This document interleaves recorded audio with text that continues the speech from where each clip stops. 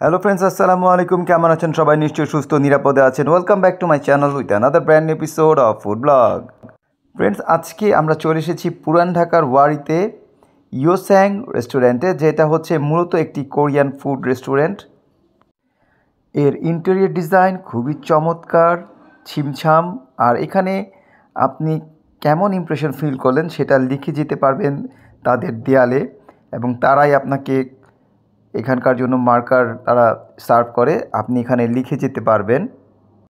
Friends, আমরা এখানে গিয়েছিলাম সন্ধ্যার দিকে, তাই এখানে নাস্তা করলাম। আজকে আমরা এখানে অর্ডার করেছি চিলি অন্থন, দেন হচ্ছে পটেটো ওয়েজেস, আর হচ্ছে গিয়োজা ডাম্পলিংস। গিয়োজা ডাম্পলিংসের প্রাইস হচ্ছে 250 টাকা, সাথে চিলি সস আছে। চিলি অন্থন যেটার প্রাইস হচ্ছে 310 টাকা, আর মশালা ওয়েজেস যেটার প্রাইস হচ্ছে 130 টাকা। দেখতে পাচ্ছেন আজকে আমরা এই 3টা আইটেম ট্রাই করলাম, আর এগুলা কেমন খেতে সেটাও আপনাদের জানাবো। প্রথমে ট্রাই করলাম মশালা ওয়েজেস, যেটার সাথে রয়েছে স্পেশাল ডিপিং সস, আর এটার টেক্সচারটা খুবই চমৎকার, খুবই ক্রাঞ্চি দেখাচ্ছে। সো স্পেশাল সসটা নিয়ে নিলাম। সো আমার সাথে আজকে আছে নাফিয়া আর নাফিয়ার আম্মু, সো ওরাও ট্রাই করবে।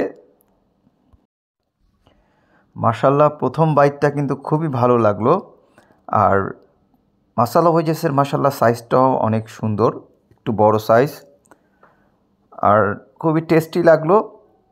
আর ভিতরটা সত্যি খুবই নরম তুলতুলে, আর বাইরে থেকে ক্রাঞ্চি, চমৎকার একটা টেস্ট। সসের সাথে খেতে, স্পেশাল সসের সাথে খেতে চমৎকার একটা স্বাদ পাচ্ছি।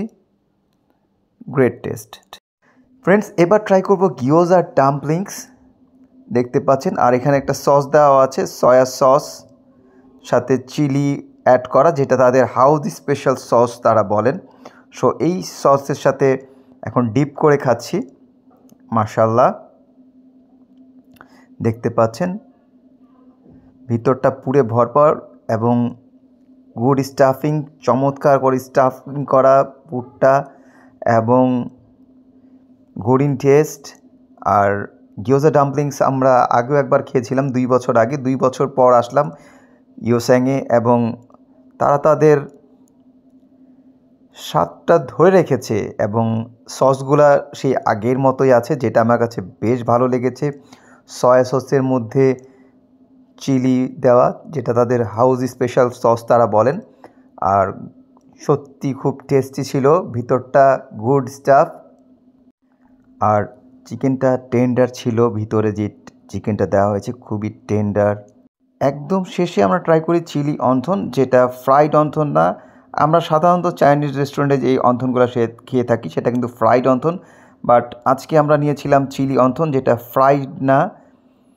আর এটার উপর দিয়ে চিলি পেস্ট আর চিলি অয়েল দিয়ে ড্রিজেল করা, মানে উপর দিয়ে মাখানো, যেটা খুবই ভালো লেগেছে আমার কাছে। টেক্সচারটা খুবই চমৎকার, আর এটার প্রাইস হচ্ছে 310 টাকা। সো এটা ট্রাই করলাম।